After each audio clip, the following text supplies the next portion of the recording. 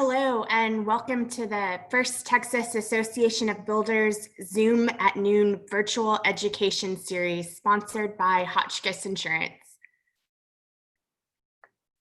My name is Jessica Gehring, Vice President of Affinity Programs for HOTCHKISS Insurance Agency.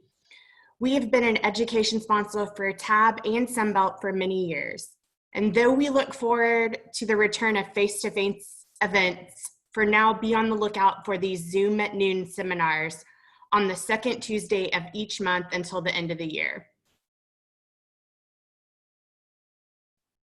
Our goal is to offer an opportunity for you to gain new strategies and stay on top of the latest within our industry as you continue to adapt to the new circumstances.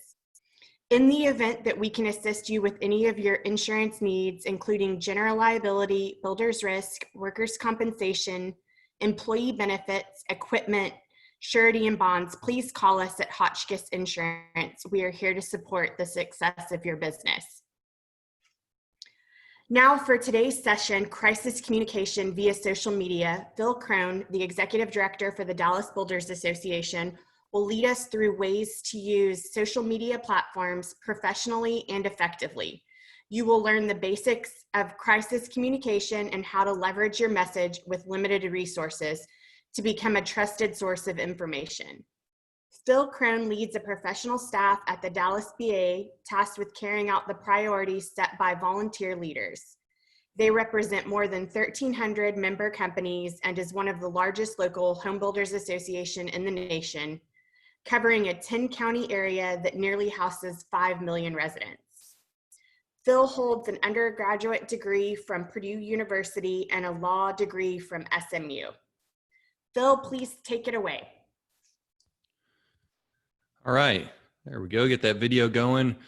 Thanks, Jessica, for that introduction, and thank you to HOTCHKISS Insurance for all you do for our industry, the Dallas BA, and all the builders that are out there. And I appreciate being the guinea pig or first in line, or however you want to call it, for the Zoom at Noon series. And I'm just going to kind of dive into the content here, but also let you know as we go through, we've got the chat up there. I'm able to see things as they come in. And if you've got some questions, I'll get to them later on as time permits, or if they're kind of in the cadence of what I'm doing and what I'm going through, I'll answer them on the fly. So just toss those in the chat and we'll kind of get started here. So this is, as she mentioned, crisis communication via social media.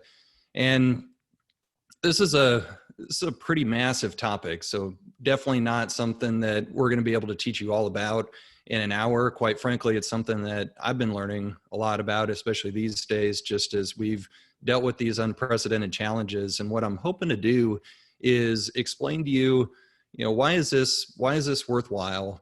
How to put, no matter who you are or what your role is in the industry, how to put your best foot forward.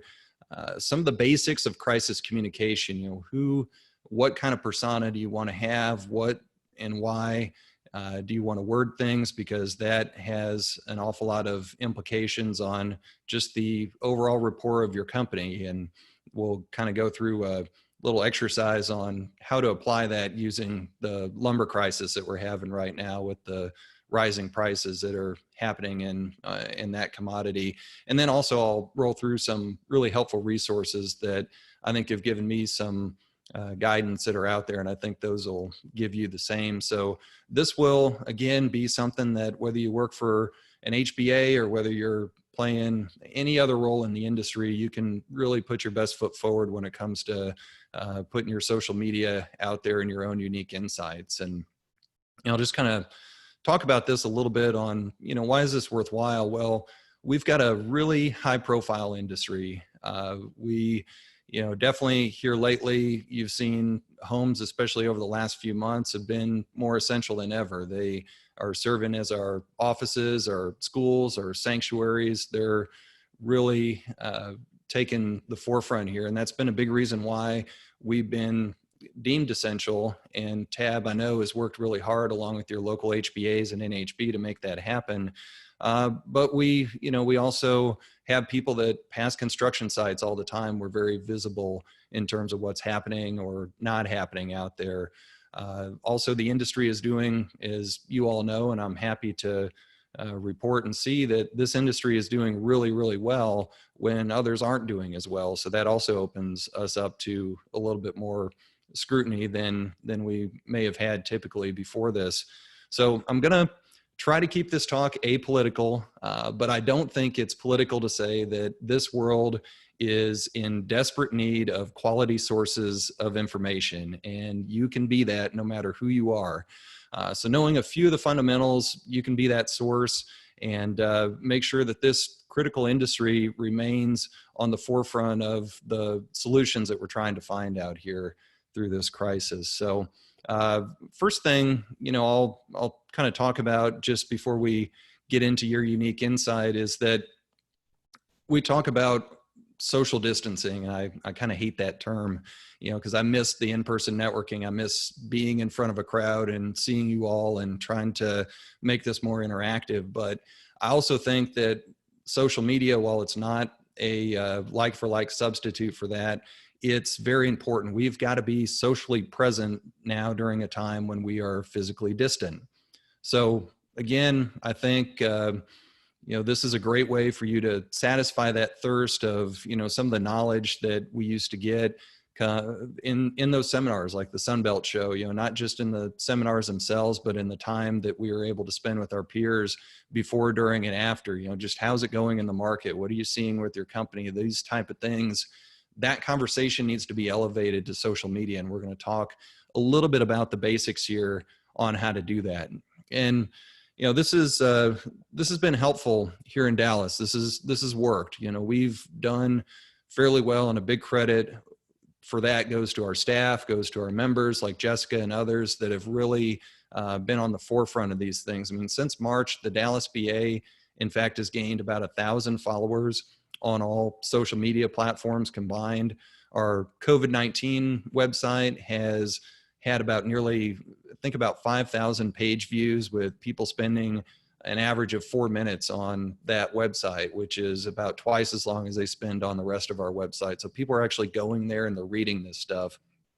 And so you're wondering, well, Phil, you're supposed to be talking about social media. Why websites? Well, it's very important that you have web content, or as we'll show you in a bit, that you link to it, because that's still the anchor for the information. Being able to raise the flag, frame the issue, and get people to it is the medium that social media in all channels kind of helps you out. So the just having followers isn't enough on social media. You need them to be engaged. You need them to share. You need them to answer the call to action. And I'll say this for the Dallas BA, any local that's out there, TAB, you all being able to kind of follow what you learned today, sharing our information, that helps our industry be more relevant and helps us put our best foot forward.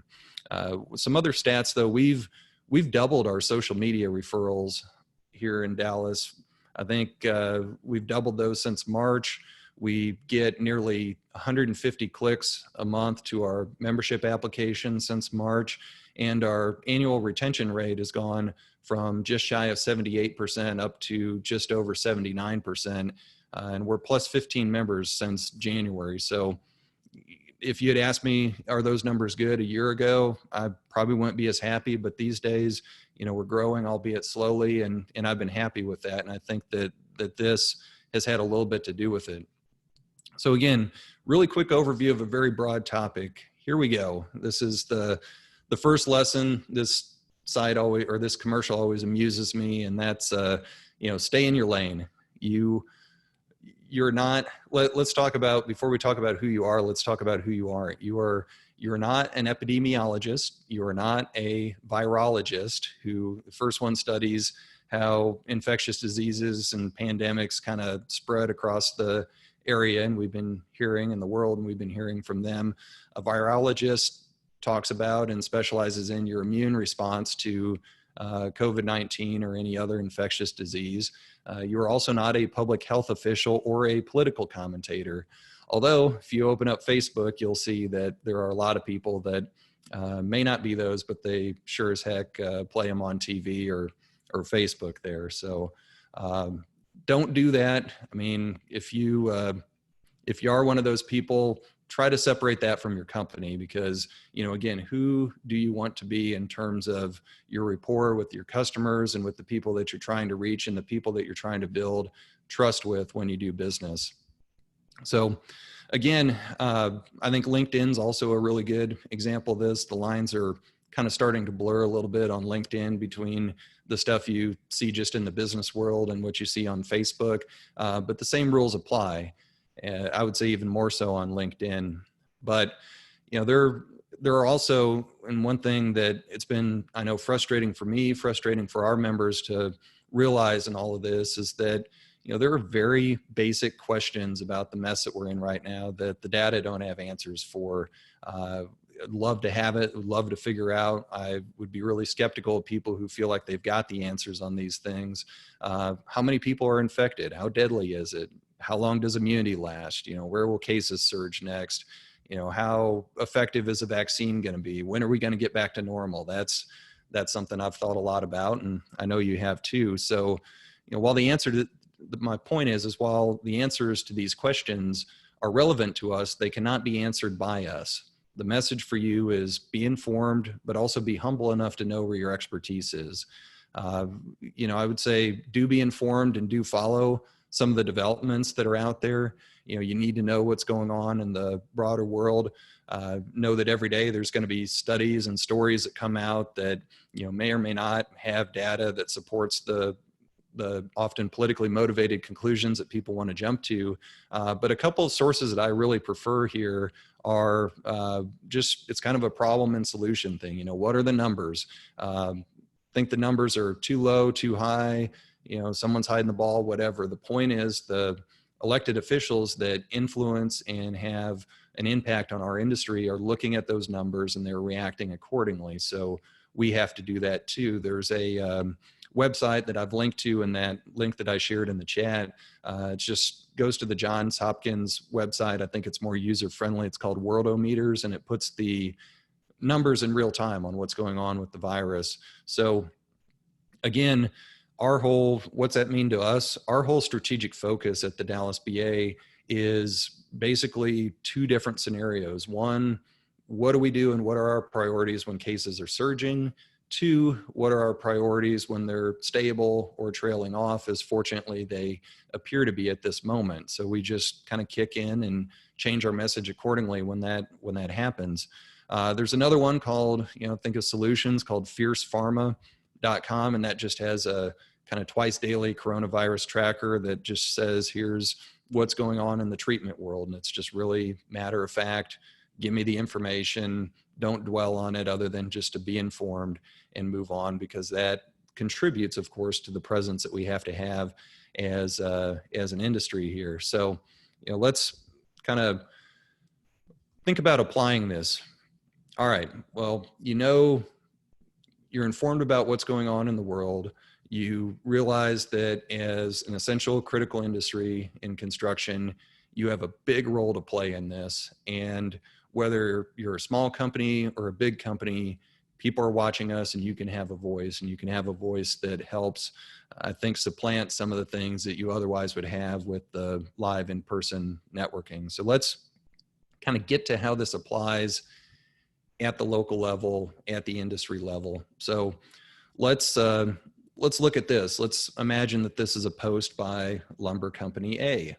Lumberyard A posts that, and again, you've been probably following with NHB that lumber prices have soared 80% since mid-April. That's a big concern that we're working on. So how do we react to it? How do we inform people? Well, Lumberyard A posts, prices are going to increase another 40%. Builders need to lock in prices now or face costly consequences later. Okay. If you post that, you are certainly going to get attention. It will probably freak people out. You may get some sales as a result in the short term, but it violates several crisis communication fundamentals. First of which, don't proclaim absolutes. There's nothing out there, there's no evidence that shows that prices are going to go up another 40%. They may not. We certainly hope that they don't, but that's one of the principles that can really get you into trouble when you get the the leap to conclusions without the evidence there. Again, may spur some short-term sales, but what happens when prices don't go up by 40%? What happens if things start leveling off and go in the other direction? You have a reputation problem on your hands after that.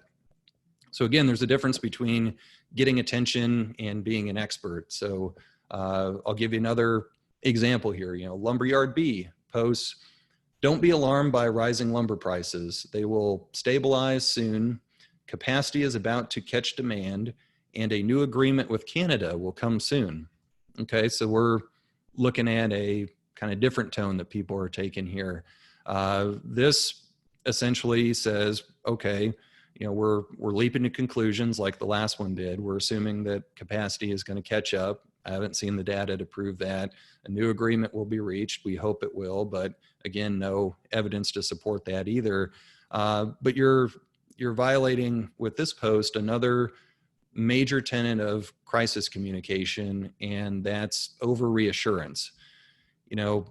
There could be, and there certainly has been along the way here, some bad news. And when it comes, don't sugarcoat it, but at the same time, don't freak out and be hysterical about it. You've got to kind of strike that middle ground and have a really measured approach on things. So again, this may work for a while. You may say, hey guys, everything's going to be okay. It's going to be all right. And look, it's human nature to want to do that. But if things don't turn out that way, again, you've got a credibility problem. And, that's something that it takes a while to recover from. I actually ran into this personally back in March. We were facing in Dallas County, as I think some around the state and certainly around the country were facing, the prospect of a industry-wide shutdown, and especially in Dallas County here, that every fiber in me wanted to tell our members, hey, this is never going to happen. We're too essential. It can't happen here. This is Dallas, Texas. We're business friendly, blah, blah, blah. But I didn't know that. And it was very much up in the air. So instead I told them, hey, a shutdown is at this point, a very real possibility. It was a hard pill to swallow, but people accepted that. They prepared for it. It was one of those things where they appreciated just having somebody who leveled with them. And it may have kind of cut against the grain of some of the assurances that I wanted to do. But sometimes it's better just to level with people on bad news if it comes. So again, that's kind of the thing that you have to do, as Casey mentioned there. It's spot on. You've got to be transparent. You've got to be honest. That is, I think, the best advice in life and the best advice for your persona as a company. So let's move on and let's look at Lumberyard C. Okay, this is how we do it. The Lumberyard C post, "We share your concerns about cost increases. We're monitoring lumber mill output alongside demand for signs of stability and appreciate NHB's advocacy for a long-term lumber deal with Canada." So this is great for a lot of reasons. For one, have the humility to say, I don't know, when you don't know. That actually is somebody who tries to put himself out there as a bit of a know-it-all. I've come to realize over the years that it's better just to say, hey, I don't know, than to try to guess something and assume that it's absolute.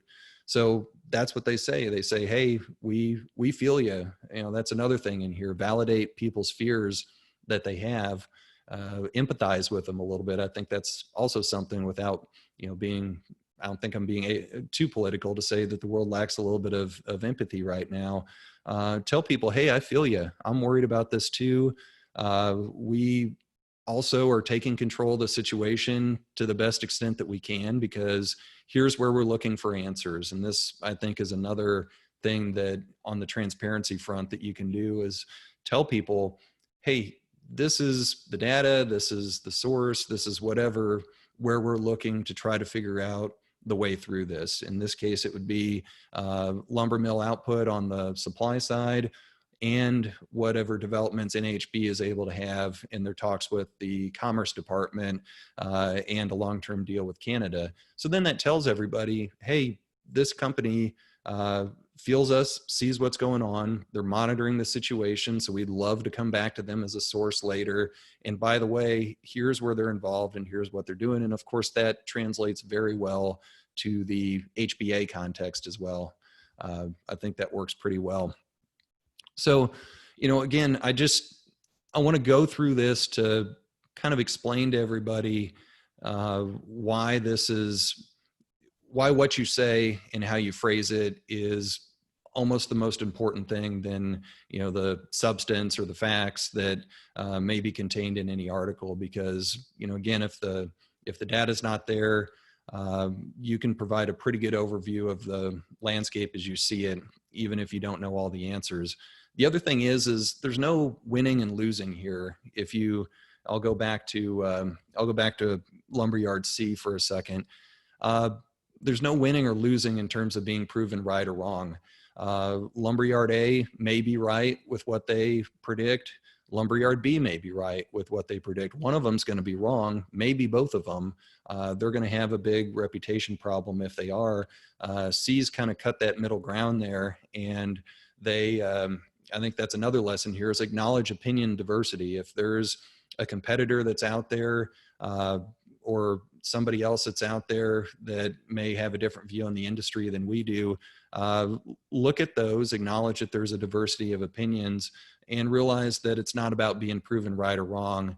And again, if you're wrong about something, just admit it, take responsibility, and move on. But don't make predictions if you can avoid them that aren't going to hold up on there, that the data doesn't support. The other thing is this is something that has really hit home with us, because we fought through all this stuff in March, and it wasn't just us here in Dallas. Believe me, Scott and the tremendous advocacy team that we have at TAB in Austin, they were scraping their knuckles on the concrete, trying to make sure that you all had the opportunity to keep doing the work that you're doing in HB the same way, getting us deemed essential. Say thank you. And this is a chance for me to say thank you to each and every one of you, because the way this industry has responded to the crisis and the way that you've bounced back and led the way is nothing short of extraordinary. We were just thinking, hey, let's get this thing, keep this thing open and let the chips fall where they may. And you guys have just blown it out of the water. So another thing with social media in the midst of a crisis, thank people. I know that seems really logical and obvious, but it's hard when you're dealing with a lot of heavy stuff out there. Be grateful for the people who are standing alongside you. And in this case, our members. We've been thanking every single month since this started, all of our members who have joined in a given month and all of our members who renewed. That's really easy for HBAs to do. In the context of our members, if you have companies that you're doing business with or a new deal that gets signed, thank them. Give them some props. Those get some really good responses on social media as well. I would say another thing is acknowledge the challenge. Again, we've got plenty of challenges ahead of us, and I think another way that you can kind of frame your message and frame your post is that you just kind of have this, here's what we're up against type of mentality to things, because it will do a lot of things. It doesn't have the theatrics, but it galvanizes your audience without overpromising any sort of solutions or any sort of outcome that you may want and be working for, but you can't guarantee. So here's an example. And by the way, if you've got a question in the chat or a comment or anything you want me to address, drop it in the Zoom chat there. But we've been dealing in Dallas with a lot of challenges with the building inspections department in the city. That actually predated the whole COVID thing, but got a lot worse in a uniquely Dallas way once the COVID thing came on. The challenge in trying to unsort that problem, I'd love to go out and tell our members, hey, give it a couple weeks and your permits are going to be moving in 15 days and not 30 days. Well, I don't know that. What we did is we said, hey, here's the latest article that kind of explains the ongoing challenges with permitting. We're in contact with the right people on staff and on council. They've demonstrated a willingness to fix the problem. We think that progress will come, but we know it's going to be slow. All those things are certainties. None of those things are going to promise anything that we can't deliver.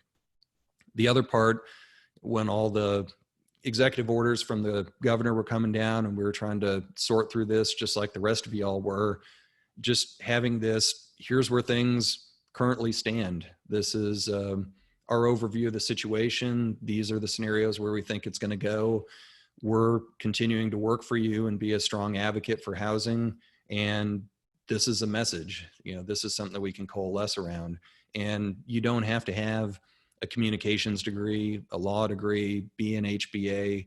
You can do this no matter how big or small your company is, because you see what's going on. Your livelihood depends on a lot of these things. So being able to just phrase it the right way is a great way to increase your rapport and to step up there. So again, I think I'll give you some of the examples of the content that we've created along the way here.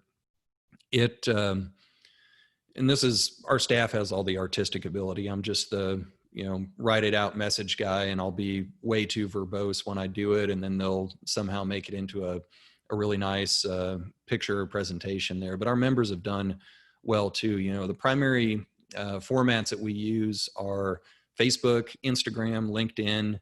We'll do a little bit on Twitter, but for whatever reason, just haven't seen as much value there. That's good for, I think, more on the receiving end, trying to find things, but your mileage may vary. Here's some of the things that we've done on Instagram that I think have been kind of helpful, galvanizing the membership, talking about the importance of, as we phrased it, safe, essential, and professional. We want to try to keep our job sites as safe as possible. We've been deemed essential because of how important housing is now. And we're professional because the association at all levels is empowering our members to make sure that they have the tools they need to build the homes that are more essential and more important than ever. And then also, share some of the stuff that comes up, from your members, as we've done with the Divino Homes example there. That's all been helpful. If you got questions on sort of the technical, how do you do this and that on Instagram or whatever, I can kind of help you there, but our staff, quite honestly, is really refined it in a pretty good way. So, we've got a link to this in the slide deck that I shared with you at the beginning of the chat. We did a really good video that was just some B-roll footage that we had sitting around here. And Tom Sadler and Associates, a member who is officing out of our office, had spliced it together, but it was just a voiceover with our staff working off a script, talking about working better together and the importance of some of the things that we know, but we need to make sure that everybody else out there knows. So that's been helpful. Just, photos, people miss seeing people, I guess. I know I do. And, there's some good opportunities, like with that last video on YouTube. It's, it's helpful, it's free. But I know Facebook, some of the action photos, to the extent that we can do them now, have been really good. This is the hand sanitizer drive that we've been doing kind of week in and week out, letting people know again that we're here to serve our members, albeit differently than we did before, and we're a part of the solution, not part of the problem. The other thing is, it's kind of interesting, the little Facebook Live videos that I do. I think some of you see those, but those are really easy, because depending on how long-winded I am, I'll film those on Facebook Live for 2 to 5 minutes. And then from there, I can download it and put it onto my desktop, then to upload to LinkedIn and YouTube with essentially the same description. So you get basically a 3-for-1 with the same video. As you can tell by me doing this presentation, you don't have to have talent to be on video. You just need to have the expertise that each and every one of you has to be able to talk about these things. By the way, that video is what it looks like when Phil has COVID-19, because that's what I had when I was doing that on March 23rd. I think they had to strap me to the chair and, hook up an IV full of Gatorade or something to keep me upright and not coughing for 7 minutes there. But I survived. It was good.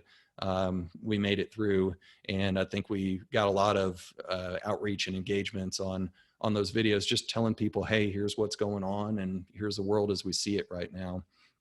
And that brings me kind of to something else that, there's, and this is mainly for HBAs, you a lot of times will have things kind of behind a member only paywall. That's worked pretty well back in the days where you could get the insights by going to the meetings and going into the office here. My encouragement is just put it all out there for everybody to see, because everybody is kind of getting the news secondhand. It's basically, what happened and then somebody's take on what happened for, whatever objective they're trying to push there. Well, it's different with what you're getting from the association and even from our members out there. These are people, straight up who are being impacted by it. These are organizations that are at the table trying to solve these problems on your behalf in real time. So put that out there, because again, you're going to be a trusted source. When you're a trusted source, you're going to build brand equity. You're going to build customer loyalty from there, because you'll have the rapport to back it up. And that's why I think this is all really important and worthwhile. So you are kind of like, well, all right, I really don't want to create my own content or write or do a video. Well, what is kind of the easiest thing that I can do? Here are a few sources that you can go to. One is nhbnow.com. That's NHB's housing blog. There's a link to that in the deck that I shared with you. And if you see something that hits home, a lot of times, of course, it's the national picture. Just say, okay, here's what's happening nationally. Here's the impact that we're seeing at the local level with our business. And here is, kind of the way that we're viewing the future of this particular item or issue. NHB Now is a great way to do it, as is, if you're on LinkedIn, follow Rob Dietz. Rob is the chief economist for NHB. Rob gets quoted all the time in the Wall Street Journal and all the major national publications. But if you follow Rob on LinkedIn, you can see what Rob's looking at, and as such, see what the NHB is looking at in terms of where we're going in the market. So he's an easy follow, and what he cites oftentimes lends itself to some local insight that you can provide. Of course, TAB does that too. They've got the TAB news briefs, and they've compiled some of the more impactful and important news stories that pertain to the housing industry nationally, around the state and different localities. So these are all things that you can share, you can post, and you can comment on in the way that I just showed you before on how to phrase this stuff out. So TAB news briefs are a great resource, as is your local HBA and some of the information that they're putting out there. By the way, if you follow the Dallas BA on Facebook and me on LinkedIn and YouTube and everything there, that's free for you to utilize and repurpose in a way that helps your company do some of the things that we're talking about here. And also your local newspaper, of course, is going to, what they're covering is important, because, you may love or not love your local newspaper. And for me, it kind of depends on the day. But, just what they're reporting on there is going to be viewed by the elected officials who have an impact on us. So that's why it's relevant. And I think that's why it's also good to kind of have that industry voice on things, especially if you have maybe a negative or critical story about the industry. If you can respond quickly, you can respond accurately, and you can respond in a way that represents your company and the building industry in the best light, that helps. That definitely, people that advocate for you for a living, like me, like Scott, like your local HBAs, that helps us tremendously. And that's something that each and every one of you can do. So here's just kind of a couple of examples on maybe how to add your insight to different stories that are out there. Again, we're dealing with the permitting issue in the city of Dallas. The issue here is something that luckily one of our city council members has taken up and has helped out. Well, it wasn't really about what Phil had to say or what the Dallas BA had to say on this one on the left. This was, let's put Councilmember West in his own words. So if you can't think of maybe what to say, or, some sort of remark like what we were going over before, take the quote out of the article that you feel is the most impactful, perhaps the most accurate, the discussion starter, whatever you want to do. Take that quote out of there, because as you know, a lot of times you're looking at a headline, and it may be a clickbait headline that has maybe a little something different inside the contents of it. So, again, craft the message in a way that best suits you. So we took a quote from Councilmember West that we felt was spot on, and that started a really good conversation with this. Again, I mentioned Rob, just being able to share some of the stuff that he puts on there. It's just really good, especially here lately. It's been positive information on, what our industry is doing in terms of the overall national recovery. And those are, people love good news stories. It doesn't need to all be rosy, and it doesn't need to all be doom and gloom. So take the bad with the good. But if Rob's got something good to say, and he's got some good data, which he always does, to back it up, feel free to put that out there. And, that's another way to contribute to the conversation. And if you don't have anything to add, just use Rob's quotes. Rob does a great job. So again, I'm happy to answer any questions, but I wanted to just cover a very, very broad subject in a really quick amount of time, just to kind of give you a quick kind of lunch and learn type of format with this. And I'll just say this, where, we've got a couple of closing thoughts here. Again, we've got a long way to go in this crisis, not to mention a very consequential election at hand that's going to have a big impact one way or another on our industry. But I'll also say, and this is a quote that I've got it written on my desk. It was Albert Einstein, Winston Churchill, both have essentially said the same things in the past. And that's, in the middle of difficulty lies opportunity. And it's one of those things where we're certainly in the midst of a lot of difficulty, but we have seen with this industry an incredible job just being able to find the opportunity to really put our best foot forward. I think that what I've gone over can contribute to that quite a bit, but the rest is in your hands to keep doing what you're doing, building the homes that you're doing. And, rest assured, I think you all know from, being engaged with TAB that you're not alone. Our industry is a really strong community with a powerful voice here at the state level, especially where you've got incredible leadership and staff. So I know I speak for Scott, Mary, Ned, everybody at TAB when I say thank you for doing what you do. We're honored to work for you, and we're happy to be a part of the advocacy force and the voice that is helping you continue to build the homes where the jobs sleep at night. So I'll kind of leave that here. And if TAB or anybody else needs to jump in for any closing thoughts, or if you've got some questions, I'm happy to field those in the last few minutes here. So again, I just really appreciate the opportunity to do this, and hopefully you've been able to garner some tips and tricks from it. Thank you.